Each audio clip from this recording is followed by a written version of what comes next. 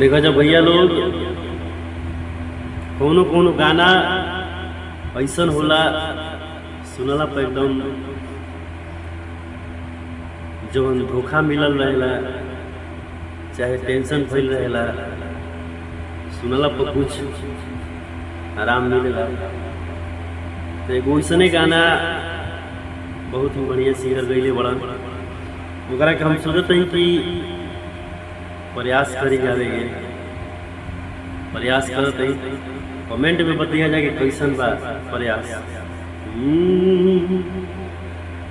किया मोहब्बत तुहरा नाम से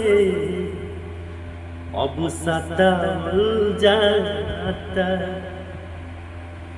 किया मोहब्बत तुहरा नाम से अब सताल जाता कि दिलवे में रह के अब दिलवे के दुखावल जाता हर की दिलवे में रह के अब दिलवे के दुखावल जाता कि ऐ मोहब्बत तुहरा नाम से अब सताल जाता ऐ मोहब्बत तुहरा नाम से अब सताल जाता।